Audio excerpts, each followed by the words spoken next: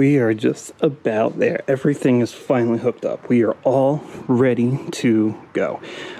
Just got to get my fluids in here. I got a little bit of water in the expansion tank, which, by the way, I've tried to clean. I still can't get that crud out of there.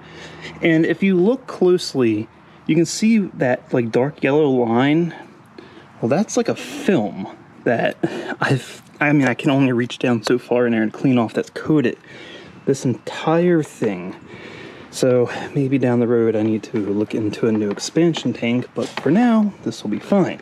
But everything is hooked up. All I need to do is really just get more water in it, and I'm just using regular distilled water because I am flushing this out and changing to a different coolant type. As far oil goes, I'm using this Valvoline VR1. This is like their racing oil. The reason why I wanted this oil specifically, it is super high in zinc, which is a great, wear additive. So on break-in, this is kind of like what you want.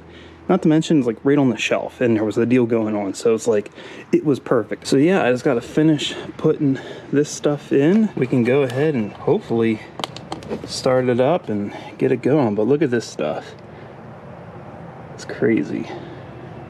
I'm gonna get two hands on this before I make a mess. Now the last thing I gotta do is put some fresh gas in it. Oh, I got 5 gallons of fresh 93 waiting to go in, but I'm gonna pour a good helping of marble mystery oil in here, which I want to use as a upper cylinder lubricant, basically. Help lubricate all the fuel system, and since stuff's just been sitting, a pretty hefty dose for only 5 gallons of fuel that's going in. So let me go ahead and get that put in right now.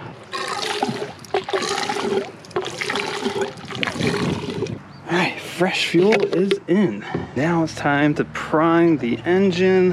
I got the fuel pump fuse removed, and I was expecting to see some lights in here. No lights. I don't understand why that is. I mean, the battery's not in the best shape. It's been sitting 3 months, but I have this on here, so should be doing something. Oh, you know what? That one's still a little loose for some reason. Hold on. There we go. We got power now. All right.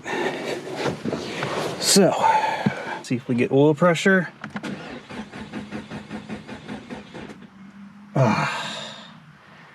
Oh, I'm not gonna have enough battery, am I? Oh no. I'll have to charge my jump pack real quick. This is getting old. All right, I got the jump pack charged up here a little bit, so I don't know how much juice we have, but hopefully enough to do what we gotta do. Let's go ahead and get back in the car here. Okay. Yeah. All right.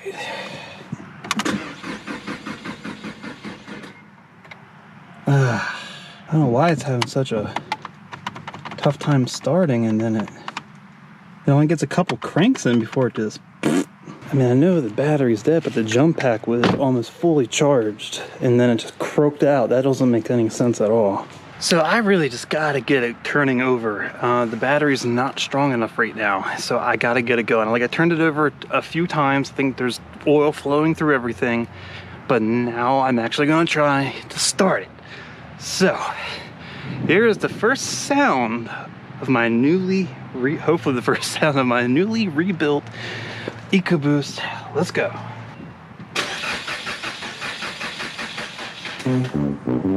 Nope. The universe does not want me to start this car. I thought that was it. I thought that was it right there. It kept turning over, like the battery. I just hope I don't have to shell out money for another battery, because really, it's killing me. But beyond that, it wasn't starting. I did build oil pressure, so that's good. I forgot to plug in the low pressure fuel sensor, so that's probably why it was not starting. But now, my jump pack is fully charged up, ready to go. Now is the time. It's going to happen this time. I feel it.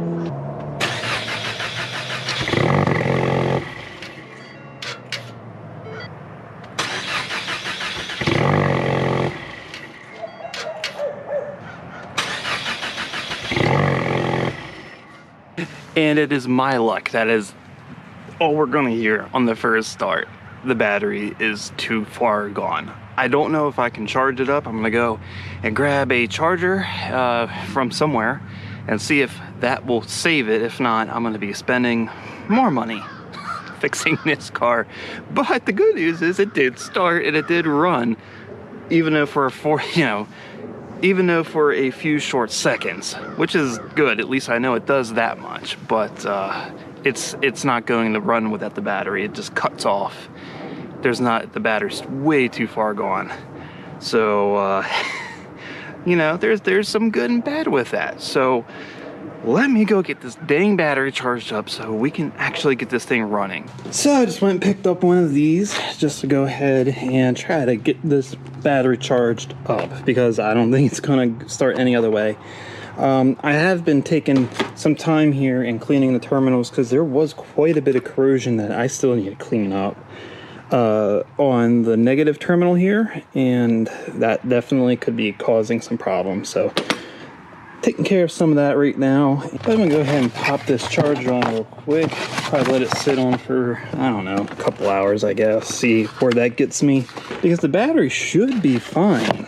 And I mean, it was perfectly fine before the car sat, and it actually now cranking a few times. It's got more voltage now than it did when I first started cranking. So I'm gonna go ahead and let this sit on here for a little while and come back to it with terminals cleaned up, and hey, we'll see what happens. Many hours later. Unfortunately, I was putting the battery charger on there, and it has like a bad battery, you know, test function.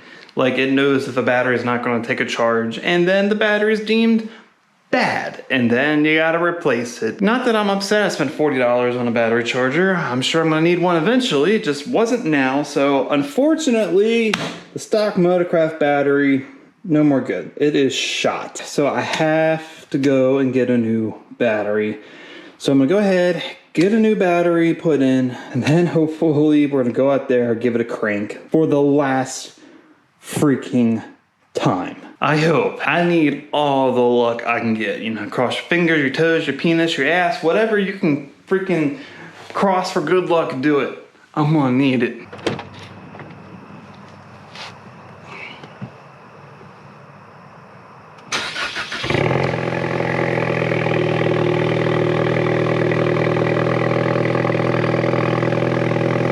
It moves! Oh my god! And other than the fuel pump making a lot of racket, but they normally do, I don't have the cover on it. Like, the rest of the valve train sounds really smooth. That's really, really good. Everything sounds really, really smooth, other than the fuel pump. Oh my god, this has fought me to the bitter end, but I came out on top. Yes! And as per MAPerformance instruction, this is what was sent with the engine, their break-in procedure, what they recommend. I'm gonna let the car get up to operating temp, and then I'm just gonna, you know, vary the RPM, and then you gotta do a whole drive cycle, change the oil, blah, blah, blah. It's a whole bunch of mess, so I'm gonna have to change the oil like 3 times within 1,000 miles. It's crazy. But everything's looking good. Of course, I gotta check engine light on. I gotta see what that's about. But oil pressure is, where is it?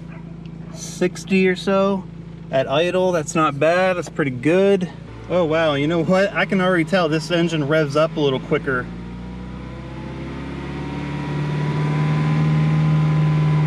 Than the last one. I'm guessing that's because the balance shaft's not on there anymore. You know, this doesn't have a balance shaft, but it has a balanced crankshaft. And it really doesn't feel any less. There's a little bit more like vibrations coming through the steering wheel, but it doesn't feel any like less harsh than it did before. That was a concern I had, obviously. I can't help myself, I gotta open up the exhaust. Yeah, but it definitely seems like it revs up quicker. But I'm gonna continue to sit here and make sure everything sits broken in. Tomorrow, I'm gonna take it on its maiden voyage with the new engine on the break-in test drive. You know, it's gotta do a bunch of different like driving things. Gotta drive like under vacuum, like down a hill without getting in the boost. And then once you break it in, you gotta get, it's a whole freaking thing, man. It really is. But I'm hoping doing all that is going to ensure the longevity of this very expensive replacement. I mean, could it be more expensive? Yeah, of course. But this was a lot more than I really had. As people know, I had to sell a whole nother car just to fund this project. But looks like I'm hoping we're finally out of the woods. Just a little bit of cleanup from some of the damage I've caused during the reinstallation. But that ain't a big deal. I can take care of that, you know, as time goes on. Just the fact that the car will be on the road again is so exciting. So, wow, I really hope you enjoyed my journey through the last few months of this craziness. And I don't want to have to do this again. I really don't. Like, this was a lot, man. I don't want to have to even think about doing this ever again. Like, not to your daily. You know, there's a project car. You have a project car for a reason. The daily, not what you do. But I'm hoping this time around things will be a whole lot better. Things will hold up and I won't have an eco boom. So things are put together a lot more. Like, I know every nut and bolt on that engine except the bottom end that MAPerformance did. Every other nut and bolt is torqued to spec. Everything is done right. Silicone is not overdone. Like, this is the way it should be, and I know it because I did it. And man, what a feeling it is, really, to go through all of that and to get to this point here with a running car. It is one hell of a feeling. Oh, but I think that's gonna finally wrap it up here for this video. If you like the video, please give it a thumbs up. Share with everyone you know if you want to support content like this. And if you haven't already, go ahead and subscribe to the channel. Keep a lookout for next Karz Kreated video.